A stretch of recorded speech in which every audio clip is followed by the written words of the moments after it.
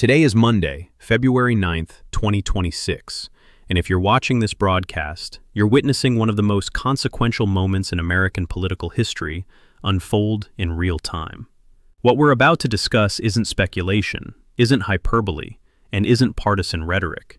It's a documented series of events that occurred over this past weekend and the days leading up to it, events that have fundamentally altered the relationship between the federal government and American citizens, between constitutional authority and executive power, and between the America we thought we knew and the America we're becoming. On Saturday, February 8th, just yesterday morning, during MSNBC's Morning Joe program, the Senate Minority Leader of the United States stood before cameras and detailed what he characterized as the deployment of secret police on American streets, federal interference in state election systems, and the systematic violation of constitutional rights that every American, regardless of political affiliation, once considered sacred and inviolable.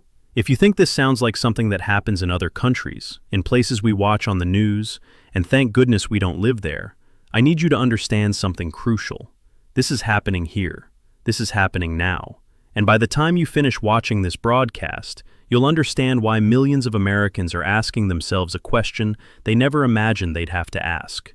Is American democracy in genuine danger? The extraordinary developments we're examining today began crystallizing over the past 72 hours, but their roots extend back through weeks and months of escalating tensions between federal enforcement agencies and state governments, between the executive branch and Congress, and between competing visions of what constitutional governance means in practice. What makes this moment particularly alarming isn't any single action in isolation. It's the pattern, the accumulation, the systematic nature of what's occurring across multiple states simultaneously. From Minnesota to Georgia, from New York to Arizona, we're witnessing a coordinated effort that raises profound questions about the limits of federal power and the resilience of the democratic institutions that have defined American government for nearly 2.5 centuries. Just this past Saturday morning, Senate Minority Leader Chuck Schumer of New York appeared on national television to lay out what he called simple, common-sense proposals that read like something from a different era, proposals that, in any other time in American history, would be considered obvious and uncontroversial. He spoke about requiring federal agents to identify themselves. He spoke about prohibiting warrantless arrests of American citizens. He spoke about banning masked enforcement personnel from operating on American streets. And the fact that these proposals are now considered controversial, that they require legislation and political battles to implement, tells you everything you need to know about how far we've traveled from constitutional norms. The images that have dominated news coverage over the past 2 weeks have shocked the conscience of Americans across the political spectrum. A 5-year-old child, an American citizen, held in federal custody for more than 2 weeks before a judge ordered the child's release. 2 37-year-old Americans shot and killed during immigration enforcement operations in Minnesota. 1 woman shot in the face, 1 man shot in the back. Federal agents wearing masks, conducting what Schumer called roving patrols, detaining individuals without warrants, busting down doors without judicial authorization, operating with an apparent immunity from accountability that makes a mockery of constitutional protections Americans have taken for granted for generations. But the crisis extends far beyond enforcement tactics. This weekend brought new revelations about federal interference in state election systems that should alarm every American who believes in free and fair elections, regardless of their political affiliation. In Fulton County, Georgia, the FBI seized 700 boxes of election materials from 2020 without clear legal justification. In Minnesota, the Justice Department allegedly offered to scale back ICE operations in exchange for voter registration rolls, a quid pro quo that represents exactly the kind of pressure that undermines democratic governance. And most disturbing of all, Tulsi Gabbard, the Director of National Intelligence, whose job is to gather intelligence about foreign threats, has been deployed to Georgia to examine state election systems, an unprecedented use of intelligence resources for domestic political purposes. Senator Mark Warner of Virginia, the chairman of the Senate Intelligence Committee, conducted emergency oversight hearings over the weekend, questioning what he called a fundamental misuse of intelligence authority. The Director of National Intelligence was created after September 11th to coordinate intelligence about international terrorism and hostile foreign governments. The position was never intended to have any role in domestic election administration, which is constitutionally reserved to the states.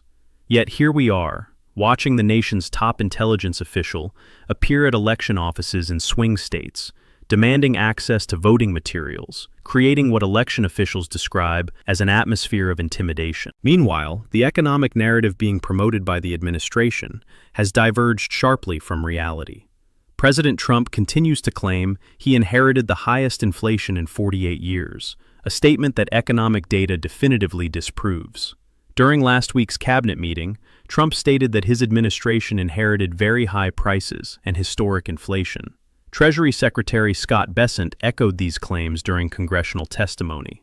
But Steve Rattner, appearing on Morning Joe with comprehensive data analysis, systematically dismantled these assertions with facts that are readily verifiable. The data shows unambiguously that Trump inherited an inflation rate of approximately 3%, down from pandemic highs of 9%, a rate that represents success in bringing inflation under control, not a crisis requiring emergency action. Since taking office, inflation has declined marginally to 2.7%. This is not economic rescue. This is continuation of an existing trend. More concerning, Rattner's analysis of tariff impacts reveals that consumer prices, which had been declining from October 2024 through January 2025, reversed sharply after the administration's Liberation Day tariffs took effect. Federal Reserve Chairman Jerome Powell testified just days ago that tariffs have contributed 1 to 2 percentage points to inflation, directly contradicting administration claims that tariffs have no inflationary impact. On manufacturing, another administration talking point, the data again tells a different story. Trump claims factories are returning to America and manufacturing jobs are booming. The reality is that manufacturing construction spending, which surged during 2023 and 2024 under Biden administration policies including the CHIPS and Science Act, has been declining steadily since Trump took office. Manufacturing employment is falling, not rising. Automobile manufacturing jobs are declining as companies scale back electric vehicle investments in response to the administration's policy hostility toward that sector. In New York, Governor Kathy Hochul has positioned her state as a bulwark against what she characterizes as federal overreach. On Friday, she announced the Local Cops, Local Crimes Act, legislation that would ban agreements allowing local police to be deputized as immigration enforcement agents. Speaking emotionally during her Morning Joe appearance, Hochul described federal agents as bumbling idiots carrying loaded weapons, noting that professional police departments would have de-escalated the situations that resulted in 2 deaths in Minnesota within seconds, using proper training and tactics. She warned that New York is preparing for a potential surge in ICE operations, and the state will use every regulatory tool available to impede federal actions that violate constitutional principles. The governor noted that intelligence suggests federal authorities are planning to construct a large detention center 45 miles outside New York City. She stated bluntly that state agencies will scrutinize every aspect of that proposal, examining wetlands regulations, zoning compliance, and environmental impacts. The message was clear. New York will not cooperate with what it views as an unconstitutional federal campaign. Perhaps most alarmingly, these developments are occurring against the backdrop of what New York Times columnist David French calls a failure to recognize the threat level. In a column entitled, "This is not a drill," French argued that millions of Americans remain too complacent, unaware of the genuine peril facing democratic institutions.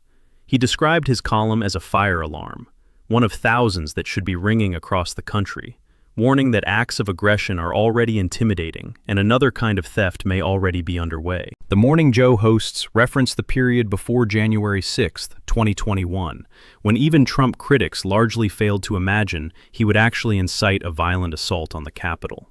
Opinion writers predicted there would be no Trump coup. Acting Chief of Staff Mick Mulvaney stated publicly that Trump would concede gracefully if he lost. These predictions proved catastrophically wrong. The hosts argued that the phrase, "Trump being Trump," once meant mostly bluster with little action. After January 6th, that phrase must be understood differently. Trump being Trump now means he will attempt to do exactly what he says, including efforts to manipulate elections. His intentions are not hidden. He states them openly and directly. Senate Minority Leader Schumer's Saturday appearance outlined a unified Democratic response spanning both chambers of Congress. The proposal has three main components: ending warrantless detention and roving patrols, implementing accountability measures, including use of force codes and mandatory training, and banning secret police by requiring identification, body cameras, and standard uniforms. These restrictions would apply not only to new funding, but to all existing appropriations, meaning ICE operations would need to comply regardless of budget maneuvers. Schumer stated that Democrats are united from one end of the party to the other, from progressives to moderates. He emphasized that these are not radical proposals, but common-sense measures used by police forces and sheriffs everywhere. The question being asked across America is why House Speaker Mike Johnson and congressional Republicans oppose these basic accountability standards. Why do they support allowing federal agents to wear masks when police in their own districts are required to display names and badge numbers? Why do they defend warrantless arrests when the Constitution explicitly prohibits them? The answer, many analysts suggest, relates to the broader pattern of authoritarian drift that has characterized this administration. The deployment of masked agents, the seizure of election materials, the use of intelligence agencies for domestic political purposes, the false economic narratives, these are not isolated incidents. They represent a coordinated effort to consolidate power, suppress dissent, and manipulate democratic processes. As we stand here on Monday evening, February 9th, 2026, the situation remains fluid and increasingly dangerous. A Department of Homeland Security shutdown looms within days if Congress cannot reach agreement. Democrats have pledged they will not fund ICE operations without accountability measures. Republicans appear determined to allow continued operations without restrictions. The impasse threatens not just a funding crisis, but a constitutional confrontation over the fundamental nature of American governance. What happens next will define whether American democratic institutions can withstand unprecedented pressure, whether constitutional protections retain meaning when politically inconvenient, and whether citizens across the political spectrum will demand their government operate within the boundaries that have defined this republic for nearly 2.5 centuries. The alarm bells are ringing. The question is whether Americans are listening, and whether they will act before it's too late.